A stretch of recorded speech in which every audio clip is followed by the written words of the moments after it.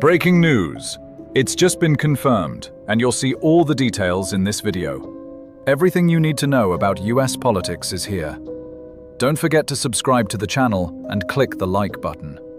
Let's get to the news. Welcome in, everyone. I hope you guys are doing great wherever you're watching from today.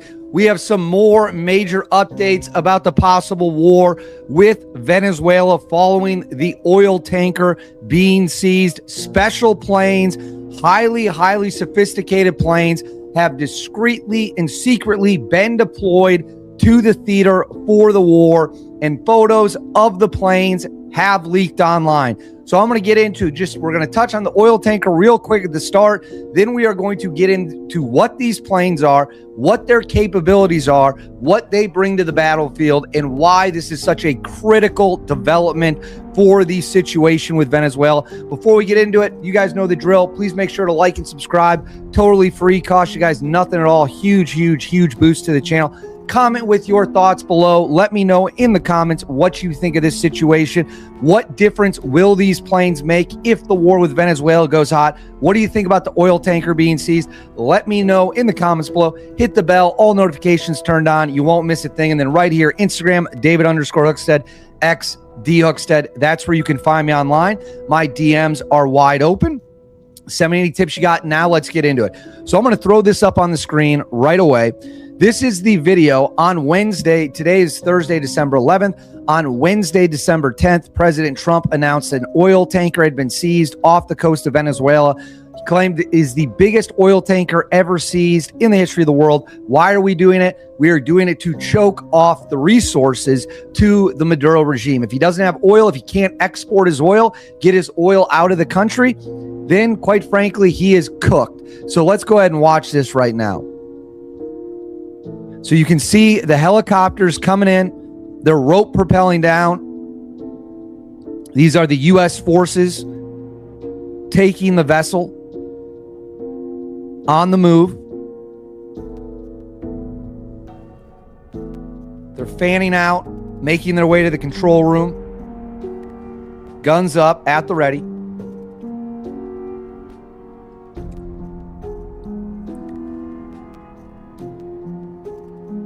Pretty cool footage. It is pretty cool footage. So now the helicopters are pulling back, it looks like. Now let's get into the planes. So this comes from SA Defensa via Reuters.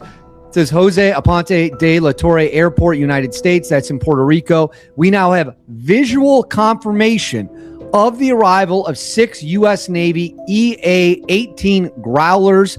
They joined the United States Marine Corps F-35B Lightning IIs at the base, and their sisters currently deployed upon the USS Gerald R. Ford. Now, you might look at this photo and think, wait a second, these just look like regular F-18s. These don't look, why is this important? Well, I'm going to explain to you why this is important, why this might be the threshold we were waiting to cross, the piece of information we were waiting to get that signals a strike is coming. There is going to be an air campaign. Secondary confirmation here from Ozen Defender, U.S. Navy EA-18G Growler electronic warfare aircraft. Pay attention to that. Likely with the Scorpions of Electromagnetic Attack Squadron 132, VAQ 132, spotted on the tarmac of Roosevelt Roads Naval Station in eastern Puerto Rico. That is the naval station that we just rebuilt specifically for the counter-narco, counter-Maduro operations after crossing the United States and arriving last night. So they arrived on Tuesday, December 9th from Naval Air Station Whidbey Island in Washington. So you might be asking, why are these important? What do these things do? So I'm going to share this. They look a lot like an F-18, but they are not an F-18. They are an EA-18G Growler. These are the planes right there. Pay attention to these pods that you see on the plane. That's going to be critically important here. So another picture of it. That's a good one right there. So let me scroll down here to where, okay. So Says the Growler's flight performance is similar to that of an F-18. This attribute enables the Growler to perform escort jamming as well as traditional standoff jamming mission. Growlers are able to accompany F-18s during all phases of an attack mission. However, this is what we want to focus on right here. These things are armed to the teeth with electronic warfare systems. It says the added electronics include the AN ALQ 2118 wideband receivers on the wingtips and the ALQ 99 high-end low-band tactical jamming pods. The ALQ 218 combined with the ALQ 99 form a full spectrum electronic warfare suite that is able to provide detection and jamming against all known surface-to-air threats. So there you go. These are being brought in order to jam. They can completely wipe out of battle spaces' air defenses. They can jam them so the radar and the air defenses go completely dark, or they can do the opposite and make it look like there's a million planes in the sky, and then the bad guys have no idea who to shoot at. So I'm going to share this. So it says the A9 ALQ-99 is an airborne electronic warfare system previously found on the E-86B Prowler, now utilized by the EA-18 Growler. The ALQ-99 version of the system was carried by the EF-11 111A Raven aircraft as an escort or standoff jammer. It says right here, the ALQ-99 is an airborne integrated jamming system designed and manufactured by the Edo Corporation. Receiver equipment antennas are mounted in a fin tip pod, while jamming transmitters and Exeter equipment are located in an underwing pod. So these pods right here, what you're looking at, this can turn all of Venezuela's air defenses 100% dark. Traditional F-18s do not carry this capability. I repeat, traditional F-18s do not carry this capability. That is why these planes, which were also used in the Iran strike, being brought to the battle space, you don't need these for drug boats. Drug boats don't have surface-to-air missiles, right? You need these for people with surface-to-air missiles, actual air defense. So here are some more photos of the pod, but there it is. The other electronic warfare weapon they carry is right here. The AN ALQ 218 is an airborne passive radar warning receiver, electronic warfare support measure, electronic signals intelligence sensor designed for airborne situational awareness and signal intelligence gathering. It detects, identifies, locates, and analyzes the source of radio frequency emissions. So this is how it gets picked up, and they can find where those are. It looks like a missile. It is not a missile. This is not a missile. This is a highly sophisticated electronic jamming weapon. Okay? So what does this mean? I'm going to pull this off the screen, and then we're going to get into some other things here shortly. So stick with me. What does this mean? We now have weapons in the region, in the theater, for the sole purpose of completely destabilizing and taking down all of Venezuela's air defenses. This is the clearest sign yet that the attack against Venezuela is going to be a go. I repeat, the attack against Venezuela is going to be a go. You would not run this mission without the Growlers there. You need the F-18s. You need the F-35s, you need the bombers, you need the cruise missiles, but you need something that can completely disable and take offline the air defense systems that the Venezuelans can bring to the fight. And that's what these are designed to do. That is what these do. And now they are there. And that means we are closer than ever before to a strike being commenced. You don't need these for drug boats. You definitely don't need these just to fly up to the Venezuelan coast. I hope I'm getting my point across here. These planes are a wartime, go time only entrance to the theater plane. You are not using these for show of strengths. You are using these when it comes time to smack targets. And it is clear to me that that is now what is about to happen. When I say about to happen, again, I don't know what day. I'm not going to tell you what time because I don't know. But let's switch to this real quick. So for those of you who didn't see this, we used traditional F-18s and flew into the Gulf of Venezuela.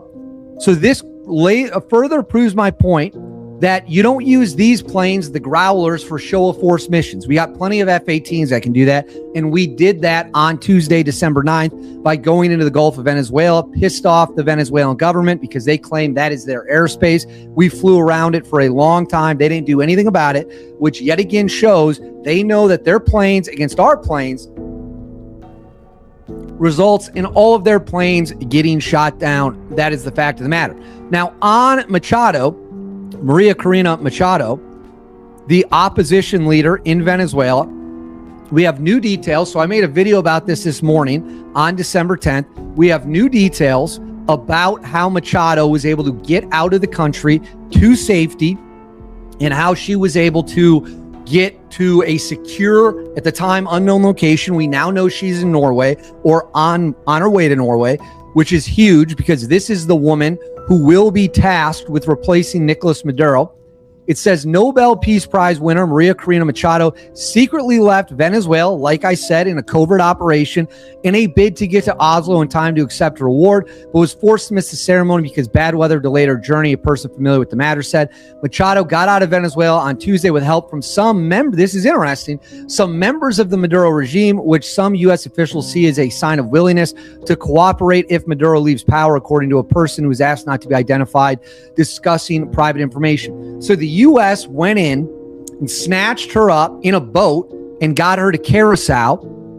And apparently some members of the Maduro regime actually secretly helped the United States, went against Maduro, because Maduro wants this woman dead. He wants her dead. He wants her killed on sight. So the fact some members of his regime secretly worked with the U.S. to aid in her escape out of the country, she's been in hiding for about a year, goes to show that the cracks are forming and people are starting to come to the reality that Maduro's got to go, and he will go. Further says Machado, who's been in hiding for more than a year, what I just said, left Venezuela by boat to Curacao, a Dutch island about 40 miles away. The person said the island is home to a small U.S. military base. Her journey was delayed for several hours due to bad weather and rough seas, according to the person, and she was forced to miss the Nobel Peace Prize ceremony. Her daughter accepted the award in her place. The Wall Street Journal earlier reported some of the details of her escape. The White House didn't immediately respond to request for comment. The person said Machado was aided by the Trump administration. Like I said, we went in there covertly because remember, we have SEAL Team 6 on the ground in Venezuela. So SEAL Team 6 is in Venezuela. They are doing whatever it is they do, gathering intel, marking targets. That is a tier 1 asset on the ground in Venezuela. And then it says some members of the Maduro regime. It says Machado's decision to leave Venezuela carries both opportunity and risk for the Maduro regime. The opposition leader's supporters believe a successful return to Venezuela after Wednesday's Nobel ceremony could strengthen her domestic standing. Others warn that a defiant Maduro could block her exile, a fate that has already weakened previous opposition leaders. So those are the updates that we have as of December 11th. We've got the oil tanker in U.S. custody after American commandos stormed the vessel and took it under our control. We've got the Growler fighter jets with these special electronic warfare pods that are specifically designed to smash all enemy air defenses in Venezuela, completely take their air defenses completely offline. We've got Machado, details of her escape out of Venezuela to get to Oslo, where I can safely say she will likely stay under U.S. protection until the Maduro regime falls. So people were asking, when is all this going to get started? Well, you now have your answer. The ball is more than rolling. Sorry, I've got a little bit of a hoarse voice. The ball is more than rolling. So that is where we are at. This situation will only continue to escalate further and further, which I've made clear too many times to count. But I want to know what you guys think. Let me know in the comments below. What do you think about this situation? What do you think it means for everything moving forward? What do you think about the Growlers, the oil tanker? Fire away in the comments below. Please make sure to like and subscribe. Hit the bell. All notifications turned on. You won't miss a thing. And then right here, Instagram, David_Hookstead, X, D Hookstead. That's where you can find me on social media. The link to join our members only benefits is in the video description and the pinned comment. Thank you to everyone who's already joined. Thank you for watching. I'll see y'all next time.